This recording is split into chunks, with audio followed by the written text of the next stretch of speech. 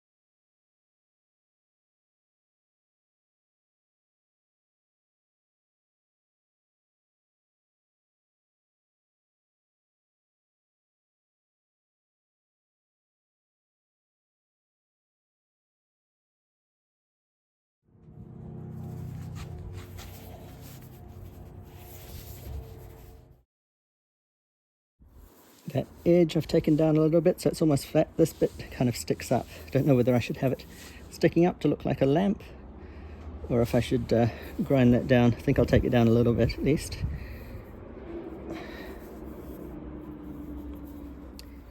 Right, so it's been several days since last bit of work I did, but I've decided I'm going to try and make it a bit more symmetrical as far as the top and the bottom go, like a flat top.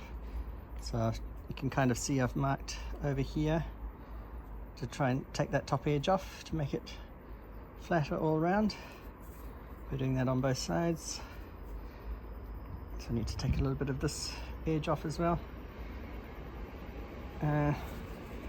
And seeing as I'll be using the tile saw for that, I'll try doing a bit more in here just to kind of cut down into these in-between parts, so then it won't be so difficult on the grinder to smooth it all off. The bottom as well. I'm going to try and, once I've got the top flat, I'll try and make the bottom flat as well, so I think I might use the tile saw as well on that to bite into it a bit so there's less work on the grinder. But yeah, in the sunshine you can, on that bottom side which is polished, you can really see the colours and the patterns a bit more. It's a bit dusty at the moment from all of the work I've been doing. I've marked around the horizontal line on the bottom here, so I might use the tile saw to make some cuts through this and then grind that to try and get a flat base on it. I used this piece of aluminium to mark it. It stays marked on there when it's wet with I actually found this at the beach, and with when I was looking for stones, and yeah, just by accident realised that it marks stones nicely.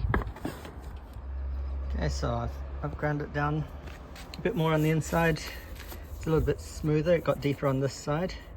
There are a few kind of scratches here with the grinder, but it's difficult to take that out without doing damage on the other side. So I'll regret it once I'm grinding with the diamond grit, because it's going to take ages to get that out. But at this stage, I'm feeling like I'll try it with the diamond grit.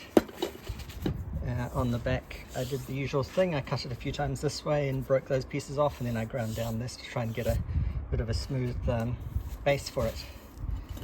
So now I think I'm at the stage where I can switch to the diamond grit and try smoothing all these ground surfaces down. Okay, so here's how it's looking after the 50 grit grind and wet, so it looks kind of like it's polished already. Still a lot of scratches kind of around this area, I think. Right, so when it's dry you can really see where it's still scratched and where it's been smoothed off a lot more. So along this top lip you can see I still need to do a bit of work smoothing that down. Most of the centre looks good, but there's still a few scratches showing up there. And then around the sides there's quite a lot which needs to be smoothed down. Where I kind of just was trying to smooth those sharp edges on the lip, but the scratches are still there, so I need to continue with some of those grits that I've probably passed over already. Got to 400 already in the middle here, so don't know if I can get these out with the 400. I might have to go back to if I give the 200 a go, try and get rid of some of the scratches around the outside. So now it's finished.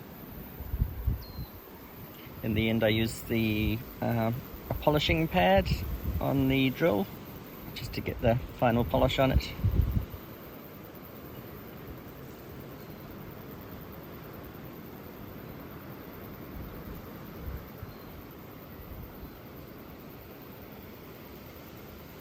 There's little bits of jasper and quartz, and the dark ones I think they're mainly siltstones.